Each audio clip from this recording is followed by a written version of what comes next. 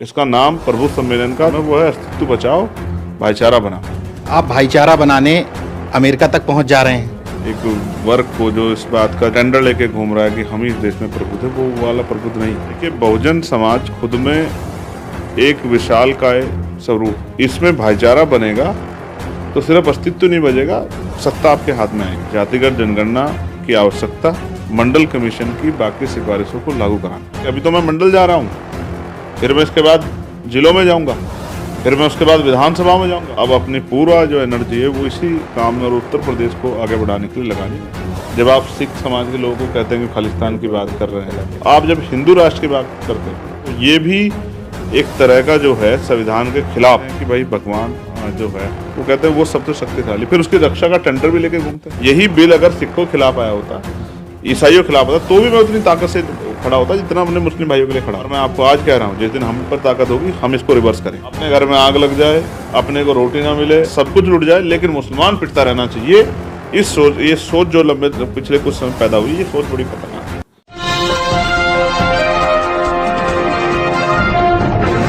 साथियों नमस्कार, मैं हूं नीरज पटेल और आप देख रहे हैं नेशनल जनमत। मेरे साथ जो शख्स हैं वो किसी पहचान के मोहताज नहीं, क्योंकि अपने बहुजन समाज के एजेंडे के दम पर शख्सियत बन चुके हैं। हाल में ही सहारनपुर, जो आपका गृह जिला भी है, वहाँ पे प्रबुद्ध सम्मेलन आयोजित किया गया पार्टी की तरफ से। हालांकि अभी तक प्रबुद्ध की परिभाषा कुछ और समझी जाती थी, लेकिन आपकी पार्टी ने कहा कि हम हर मंडल स्तर पर प्रबुद्ध सम्मेलन करेंगे। ये कौन से प्रबुद्ध लोग हैं? क्या आप भी दूसरी राह पर चल पड़े क्या? तक मैं समझता हूँ, जिन महापुरुषों ने भारत को मानवता का रास्ता दिखाया है, अंधविश्वास, पाखंडवाद, कुरीति से निकाला, वो सब प्रबुद्ध विचारधारा को आगे बढ़ाने वाले महापुरुष थे। उन्हीं की विचारधारा को आगे बढ़ाने वाले, यानी कि उन्हीं के अनुयायी ही प्रबुद्ध हैं। वो प्रबुद्ध नहीं जो एक पार्टी ने जिनका सम्मेलन करा के जो है एक वर्ग को जो इस बात का जो है टेंडर लेके घूम रहा है कि हम ही इस देश में प्रबुद्ध है, वो वाला प्रबुद्ध नहीं है। ये बहुजन समाज के जो प्रबुद्ध लोग हैं, जिनको चिंता है कि जो आज का के हालात हैं उस हालात से हम कैसे निपटें, और अपने जो मोदी जी कहते हैं ना अच्छे दिन, जो उनके बुरे दिन आ गए हैं बहुजन समाज के लोगों के, कमजोर वर्गों के लोगों के, उनके बुरे दिनों को अच्छे दिन में कैसे बदला जाए, ये इसी को आधार बनाकर पूरे उत्तर प्रदेश में, यानी कि भविष्य की तैयारियों के आधार पर प्रबुद्ध सम्मेलन हो रहे हैं। जो बिखराव है, जो सवाल, शंका, संकोच है, उसको ख़त्म करने के लिए गेट टुगेदर लोगों के बीच में जाके, और जो जिस तरह काम करना है, क्योंकि हमारी पार्टी ऐसा तो है नहीं कि 10 को पुरानी पार्टी है, तो सालों पुरानी पार्टी के जो संकल्पित जो हैं कार्यकर्ता पदाधिकारी, उनको ट्रेंड करके किस तरह से वो सैकड़ों साल पुरानी पार्टियों का जो सत्ता में पार्टियां हैं उनका कैसे मुकाबला कर सकते हैं, इसी के लिए जो है प्रबुद्ध सम्मेलन हो रहे हैं। और ये 18 के 18 मंडलों में होंगे। 18 मंडलों में, पूरे 18 मंडलों में। एक हो चुका है, अब दूसरा जो है मेरठ में, वो 11 मई का है। इसके बाद लगातार सैटरडे संडे एक मंडल में प्रबुद्ध सम्मेलन होगा। वहाँ कार्यकर्ताओं से बात की जाएगी, उनको तैयार किया जाएगा, और भविष्य में कोई गुंजाइश जो है ऐसी ना बचे जिससे आज़ाद समाज पार्टी, जो अपना बहुजन समाज का जो बुद्धिजीवी तबका है, उससे कोई दूरी ना बन जाए। उनसे सलाह भी ले रहे हैं, उनसे जो सवाल है वो भी ले रहे हैं, उनके सवालों को दूर भी कर रहे हैं, और उनके साथ जुड़ के, क्योंकि जिस समाज का बुद्धिजीवी तबका उस समाज के उस संघर्ष से दूरी बनाता है तो वो संघर्ष कामयाब नहीं होता। तो वो पढ़े लिखे बुद्धिजीवी समाज को साथ लेके और उनके अनुभव के आधार पे, उनके जो है उनके मन में जो चिंताएं हैं उनको ध्यान में रख के, और जो विषय हैं, जो उसमें पहला ही विषय है वो है जातिगत जनगणना। पहला विषय, हाँ, जातिगत जनगणना की आवश्यकता, और फिर उसके साथ साथ मंडल कमीशन की बाकी सिफारिशों को लागू कराना, ये उसका पहला एजेंडा है। फिर उसके 3, 4, 5 और एजेंडे हैं, जिनमें संविधान की सुरक्षा और आरक्षण भी है, आरक्षण का विस्तार भी है। फिर उसमें इलेक्ट्रॉनिक वोटिंग मशीन के खिलाफ भी एक संकल्प है कि उसके द्वारा कहीं से भी कोई गुंजाइश ना बचे कि लोकतंत्र की हत्या हो सके। उसमें निजी क्षेत्रों में कमजोर वर्गों में SC, ST, OBC को आरक्षण का भी विषय है। उसमें जो बुनियादी सुविधाएं नहीं मिली है, और अभी भी आज़ादी के 75 साल बाद भी जानवरों जैसा जीवन जीना पड़ रहा है। और जो अत्याचार होते हैं, कास्ट बेस्ड जातिगत हिंसा, कभी बारात रोकना, कभी बेटियों पे अन्याय, कभी घर जलाना, कभी जमीन छीनना, कभी अधिकारी कर्मचारियों को दफ्तर में जो है जातिगत उत्पीड़न करना, कभी जो है उनको नीचा दिखाना, कभी ये जो अन्याय हो रहा है देश भर में, प्रदेश भर में, उस अन्याय को किस तरह से जो है रोका जाए, उन सब चीज़ों पे समाज को जागरूक करके, बहुजन समाज को, और भाईचारा बनाना है। इसका नाम प्रबुद्ध सम्मेलन का दूसरा जो नाम है वो है अस्तित्व बचाओ, भाईचारा बनाओ। मैं इसी सवाल पर आ रहा था किसका अस्तित्व बचाना है और किससे भाईचारा बनाना है? देखिए, बहुजन समाज खुद में एक विशालकाय स्वरूप है। इसमें भाईचारा बनेगा तो सिर्फ अस्तित्व नहीं बचेगा, सत्ता आपके हाथ में आएगी।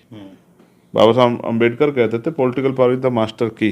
जब ये मास्टर की आपके हाथ में होगी तो जितनी परेशानी आपके पास है, मैं चैलेंज करके कहता हूँ, मैं as a member of parliament भी, एक जागरूक भारत का नागरिक होने के कारण भी, और एक बहुजन समाज का सिपाही होने के कारण भी महापुरुषों के विचार, मैं गारंटी दे कहता हूँ बहुजन समाज के लोगों से, वो अपनी परेशानियों का ड्राफ्ट बना के मुझे दे दें और मेरी मदद करें, और अगले 3 साल में सत्ता आने के बाद उनकी एक एक समस्या की मैं गारंटी देता हूं कि हिसाब करके उनकी समस्या का समाधान करके उनके जो है दरवाजे तक पहुंचाने का काम हम लोग करेंगे। यानी कि अप्रत्यक्ष तौर पर 2027 का बिगुल आपने फूंक दिया। जिस तरह के हालात हैं, जिस तरह के कानून बन रहे हैं, जिस तरह का अन्याय हो रहा है, जिस तरह का धार्मिक जो आप समझिए जो धर्मनिरपेक्ष राष्ट्र की जो संविधान जिस बात को प्रिम्बल कहता है, और संविधान के आर्टिकल 14, 15 और 25, 26, 27 जिस बात के लिए जो है जिस भावना के साथ खड़े हैं, उसको जब कुचला जा रहा है, तो अब मुझे लगता है कि मेरे जैसे व्यक्ति को चुप नहीं बैठना चाहिए, उसको मैदान में आके तैयारी करनी चाहिए, और हर जिले जिले जाके, अभी तो मैं मंडल जा रहा हूँ, फिर मैं इसके बाद जिलों में जाऊँगा, फिर मैं उसके बाद विधानसभा में जाऊँगा, और मैं कोशिश करूँगा, स्वतः की बात कर रहा हूँ, पार्टी तो अपना काम कर ही रही है, उस बात को ध्यान में रख के अब अपनी पूरा जो एनर्जी है वो इसी काम में और उत्तर प्रदेश को आगे बढ़ाने के लिए लगानी, जिससे तानाशाही सत्ता से, अहंकारी सत्ता का नाश हो, विनाश हो, और यहाँ बहुजन समाज के लोगों के हाथ में पावर आए। पुष्पा का एक डायलॉग है, नेशनल नहीं इंटरनेशनल। अभी तो हम एक प्रदेश की बात कर रहे थे कि इस तरीके से तैयारियां हैं, लेकिन मैं देख रहा हूं कि तैयारियां कुछ अलग ही तौर पे चल रही हैं। सोशल मीडिया पर मैंने एक प्रोग्राम देखा, शिकागो में अम्बेडकरवादी लोग, अम्बेडकराइट लोग आपको बुला रहे हैं। मुझे पता चला कि शायद आपका फॉरेन का दौरा भी है।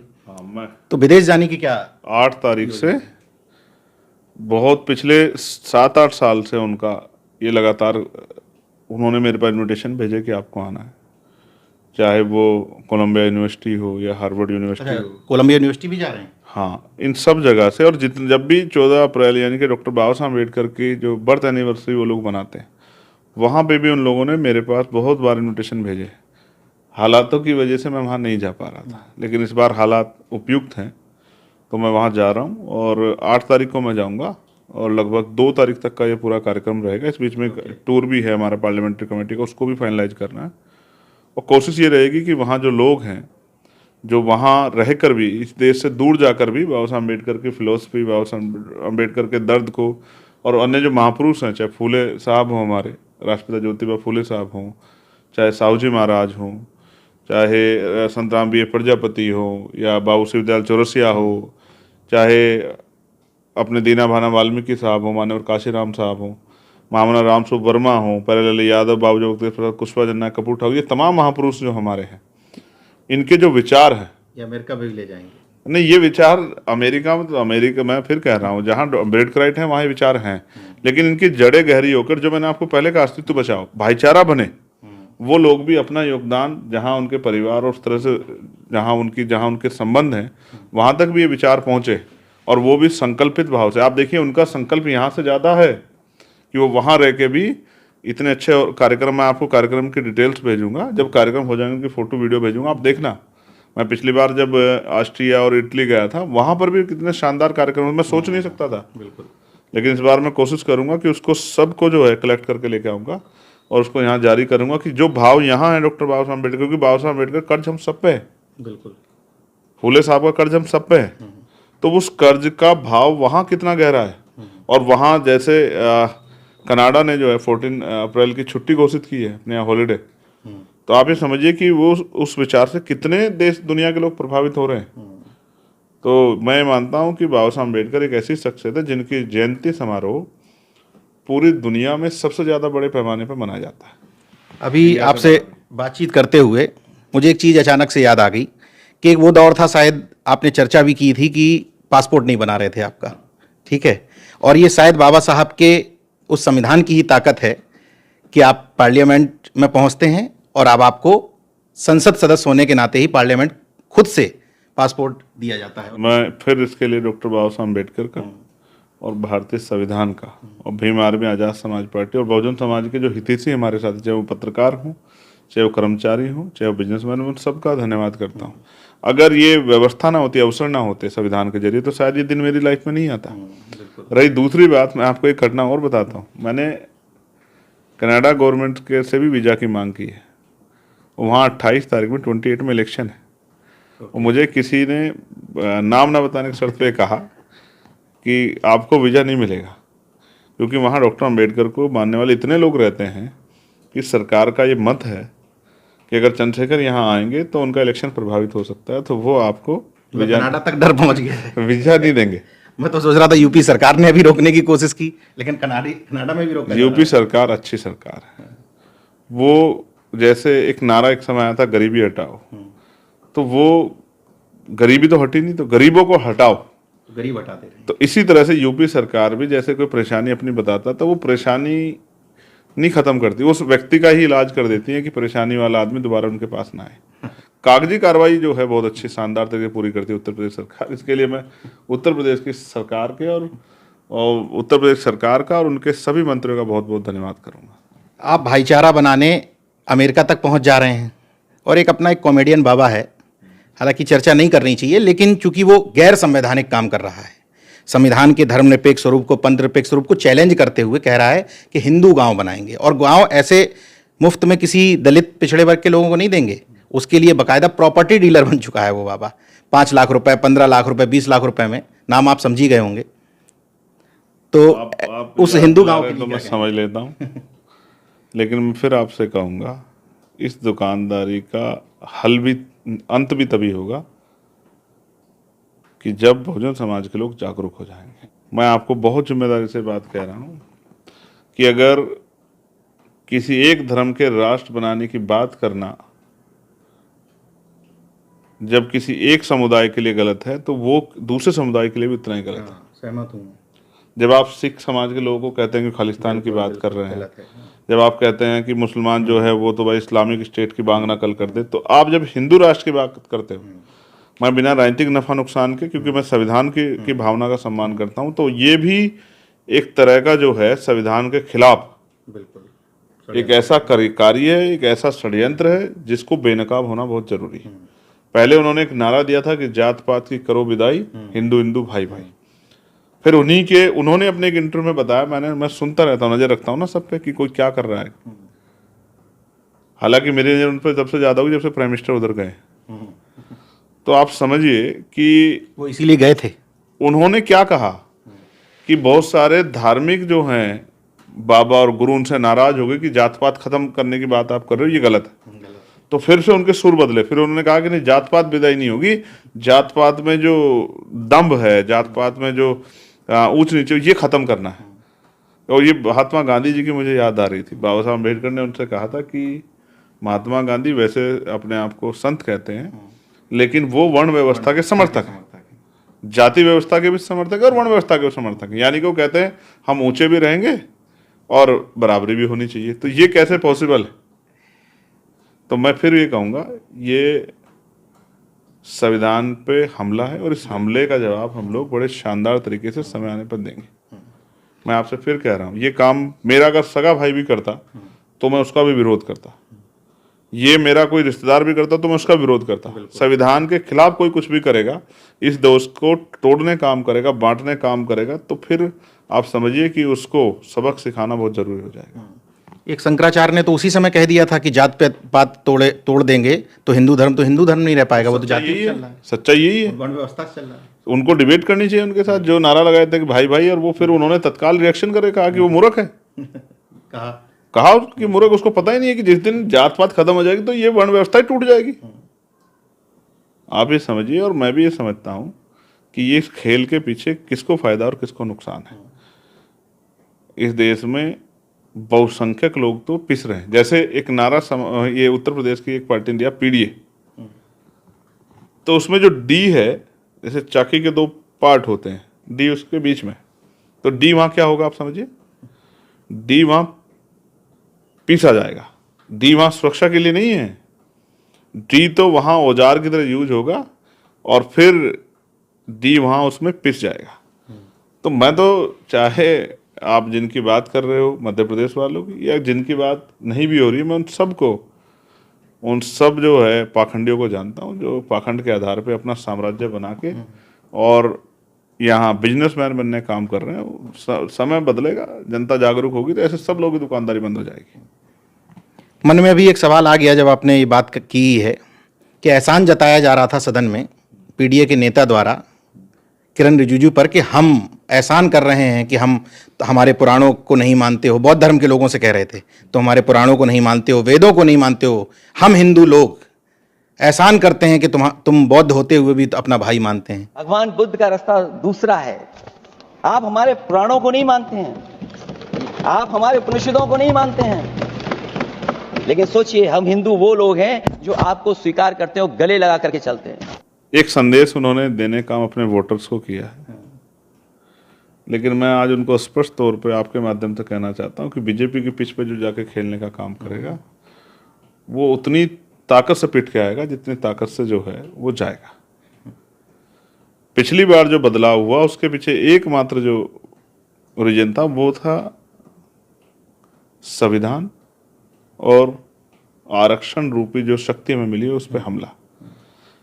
बीजेपी की पिच पे जाके कोई धर्म की राजनीति करेगा, पिटेगा भी और पिटाई भी देगा, दोनों काम करेगा। अच्छा, जब बौद्ध की बात हुई है तो बौद्ध गया मुक्ति आंदोलन बड़ा जोरों पर है। 12 तारीख को एक बड़ा वो आंदोलन और प्रदर्शन करना चाह रहे हैं बुद्ध पूर्णिमा के दिन। उस पर क्या है आपकी पार्टी का? पार्टी अपना काम कर रही है, पार्टी जल्द एक यात्रा पे निकाल रही है, लेकिन 12 मई को बुद्ध पूर्णिमा के अवसर पे मैं भी कोशिश करूंगा कि मैं वहाँ मौजूद रहूँ। बौद्ध गया जाएंगे? हाँ, मैं मौजूद रहूँगा, क्योंकि ये एक महत्वपूर्ण आंदोलन है और ये आंदोलन सिर्फ जो है एक जगह का नहीं है, ये विरासत को और अपनी धरोहरों को संजो के रखने का। क्योंकि अन्य धर्मों पे और धार्मिक स्थल हो सकते हैं, लेकिन बुद्धिस्टों पे तो ये एक पूरी दुनिया में एकमात्र स्थान है जहाँ भगवान बुद्ध को ज्ञान की प्राप्ति हुई, जहाँ सिद्धार्थ से भगवान बुद्ध के रूप में जो है वो प्रदर्शित हुए। तो वो उस जगह की हिस्टोरिकल जो वो है, चाहे वो चाइना से आप वो कर लो, चाहे जापान से कर लो, चाहे कोरिया से कर लो, चाहे श्रीलंका से कर लो, सब लोग जानते हैं कि वो जगह वहाँ है। अब उस जगह को जो है बुद्धिस्ट लोग अपने फेवर में चाहते हैं, तो मुझे लगता है कि सरकार को उनकी मांग को सुनना चाहिए। और मैंने तो किरण रिजिजू जो हमारे मंत्री, मैंने उनसे भी ये कहा था, मेरा ये मानना है कि कोशिश करनी चाहिए कि भाई ये जो पीड़ा है बुद्धिस्टों के मन में और वो जो एक्ट है बीटी एक्ट, वो अब उसको नष्ट करके ये धरोहर जो है वो बुद्धिस्ट समाज के कब्जे में देनी चाहिए। एक और बिल है जो इस समय चर्चा में है। वो संस्कृति का जब उनमें आपसी जो है उनमें टकराव होता है एक जगह से काम करने पे, उसका खामियाजा कैसा भुगतना पड़ता है। जिस बिल की बात आप अभी करने वाले, मैं आपको उसी बिल के आधार पे इस बात को कह रहा हूँ। मैंने पार्लियामेंट में कहा था ये बात कि वक्त में जब आप अन्य धर्म के लोगों को रख रहे हो तो इसका खामियाजा ये भुगतना पड़ेगा नीरज भाई, कि उसी तरह का कंट्राडिक्शन खड़ा होगा जिस तरह कंट्राडिक्शन आज 75 या 100 साल बाद जो है बुद्धिस्ट समाज के लोग जो कर रहे हैं वो कंट्राडिक्शन खड़ा हो रहा है और वो अपने आप को असहज महसूस करते हैं। यही जो है वक्फ के जरिए मुसलमानों को भी बहुत जल्द महसूस होगा, वो इसी का विरोध कर रहे थे। मैं आज पूछना चाहता हूँ केंद्र की सरकार से, क्या वो राम मंदिर में मुसलमानों को ट्रस्टी बना सकती है? क्या वो तिरुपति में या जगन्नाथ जितने भी मंदिर, क्या वो किसी मुसलमान को ट्रस्टी बना सकती है? आप मुसलमान को छोड़ो, क्या बात करते हो भाई, आप पिछड़ों को नहीं बना पाए, आप शेड्यूल कास्ट के लोगों को जो है, जो आप ही का एक आदमी आपने रख लिया, वरना किस शेड्यूल कास्ट के व्यक्ति को आपने वो किया वहाँ? आपने पिछड़े वर्ग के कितने लोग लिए वहाँ? तो सच तो ये है कि आप मलाई, जब जहाँ से मलाई मिले वहाँ आप रहेंगे, और जहाँ आज बिना कटियारों में भारती का पता भी नहीं। हाँ, अब आप आपके सामने हैं जिन लोगों ने झंडा उठा के सब काम किया, हालांकि मैं उनसे वैचारिक रूप से सहमत नहीं हूँ, लेकिन आप ये समझिए, मैं तो ताज्जुब में जाता हूँ कि लोग ये कहते हैं कि भाई भगवान जो है, हम जिस इष्ट को मानते हैं, वो कहते हैं वो सबसे शक्तिशाली, फिर उसकी रक्षा का टेंडर भी लेके घूमते हैं कि भाई उनकी रक्षा हम करेंगे, उनकी तार्किक रक्षा बात हम कह करेंगे। दी है। आप देखिए ना क्या गजब की बात है। मैं कह रहा हूँ कि जितनी शक्ति मेरे पास है मैं उतनी शक्ति के साथ काम कर सकता हूँ। तो जब आप ये कहते हैं, आपका ये मानना है कि भाई कि हमारे भगवान ने बनाया है, तो भाई आपका भगवान इतना कमजोर कैसे होगा कि वो आप जिसको आप जैसे जिसने करोड़ों लोग बनाए, वो आप उनमें से कौन है कि उनकी रक्षा करें? बिचौलिए लड़ने क्यों वहां जाते हैं? हाँ ठीक है, खेल है, और ये अभी खेल अभी अच्छा, चलेगा। मैं ईमानदारी से पूछना चाहता हूँ, वक्फ बिल का विरोध में आप खड़े हैं, पार्लियामेंट में भी खड़े थे, ये राजनीतिक तौर पर विरोध में खड़े हैं या कोई वजह है कि जिस वजह से आप मानते हैं कि सरकार ने गलत किया?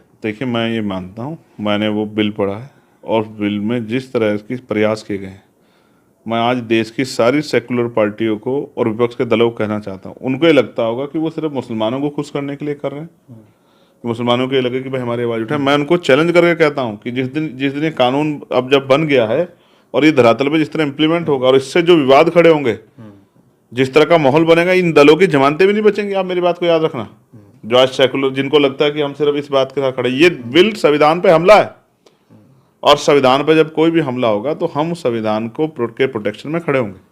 यही बिल अगर सिखों के खिलाफ आया होता, ईसाइयों के खिलाफ होता, तो भी मैं उतनी ताकत से खड़ा होता जितना हमने मुस्लिम भाइयों के लिए खड़ा हूँ। और मैं आपको आज कह रहा हूँ, जिस दिन हम पर ताकत होगी, हम इसको रिवर्स करेंगे, बस करेंगे।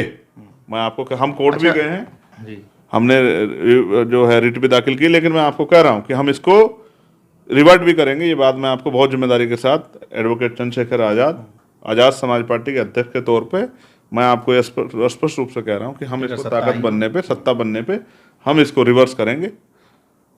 इस वक्त को पुराने वाले शेड्यूल में लेके जाएंगे। अगर कहीं कोई चीज़ है तो उसको चर्चा करके उसको ठीक करेंगे, लेकिन जो जिस एजेंडे के थ्रू ये लागा, क्योंकि बीजेपी के, आप देखो बीजेपी सरकार को आप समझिए, बीजेपी सरकार के नेता मुसलमानों को गाली देते घूमते हैं, उनके खिलाफ यात्रा, गिरिराज सिंह उनके खिलाफ यात्रा निकाल रहे थे वहाँ बिहार में, और उनके तमाम जो हैं वो कहते हैं गोली मारो सालों को, ये करो, फलाना करो, ढिमका करो, मॉब लिंचिंग का होती है। ये कह रहे हैं उनको हम रक्षा करेंगे, उन्हीं मुसलमानों की मॉब लिंचिंग इन्हीं के कार्यकर्ता करते हैं। जय श्री राम का नारा लगवा के तो कोई बोलता नहीं, मुँह से एक शब्द नहीं निकलता है। तो मैं ये कह रहा हूँ, ये हितैषी कैसे हो सकता है उनके? असल जो है उसके पीछे उनका अपना एक एजेंडा, उस एजेंडे को लागू करने के लिए और दो बड़े उद्योगपति घरानों के घर भी बचाने, ये सब चीज़ों को ध्यान में रख के किया गया। इसलिए मुझे ऐसा लगता है, जैसे प्राइम मिनिस्टर ने कहा कि नोटबंदी जनता को फायदा हुआ, नहीं हुआ। उन्होंने कहा जीएसटी से व्यापारियों को फायदा हुआ, नहीं हुआ।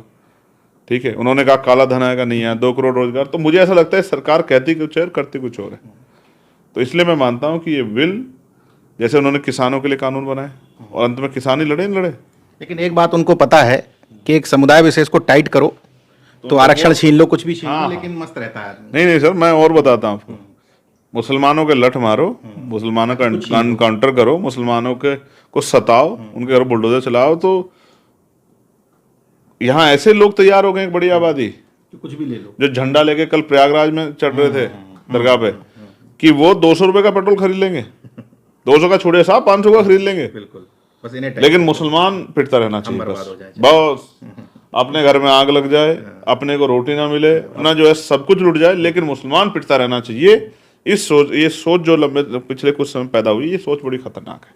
और इससे हो क्या रहा है अनिल भाई, इस झगड़े से एक जो कमजोर वर्ग हैं, schedule caste, schedule tribe, backward का, उनका बड़ा नुकसान हो रहा है, क्योंकि उनके जो बुनियादी विषय हैं वो सब पीछे चले जाते हैं जब ये लहर चलती है। अब जब वो कल की प्रयागराज की घटना सोचिए, अब जब वो वहाँ चढ़ रहा था तो किसी और की धार्मिक भावना जो है, जो दरगाह में के लोग थे, उनकी भावना आहत हो जाती और वो पत्थर मार देते या हटा देते या रोक देते या डंडा उठा लेते, तो विवाद हो जाता। इस विवाद में किसी को चोट लग जाती, तो आप ये समझो कि होता क्या, फिर कर्फ्यू लगता, बुलडोजर जाता, गोली चलती, और दोनों तरफ से गरीबी मरता, दोनों तरफ से गरीब मरता। ये घटना कितनी बड़ी हो जाती। तो आप समझिए कि ये तो ठीक है कि लोग समझ रहे हैं कि ये पूरा जो है इनके पीछे सरकार प्रायोजित था पूरा।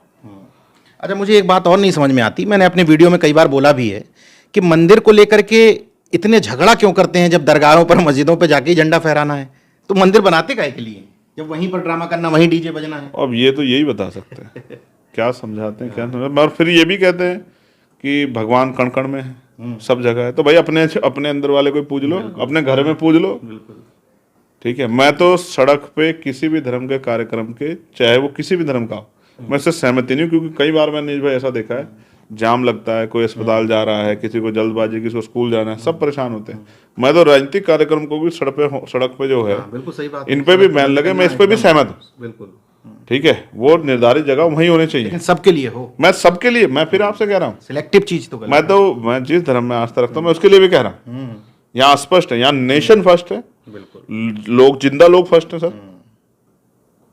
अभी हमसे किसी ने पूछा तो हमने कहा सर हम जिंदा लोगों की लड़ाई लड़ लें। बिल्कुल कहा साहब राणा सांगा जी के विवाद पे आपका क्या कहना? हमने कहा भाई हम जिंदा लोगों की लड़ाई लड़ लें। बिल्कुल ठीक है, औरंगजेब पे भी हमारा यही कहना है कि हम जिंदा लोगों की लड़ाई लड़ लें, उनको रोटी से परेशान है, जिनको पीने के लिए पानी नहीं मिल रहा है, जिन पे कपड़े नहीं है, जिनके बच्चे पढ़ नहीं पा रहे हैं, जिनका इलाज नहीं हो रहा है।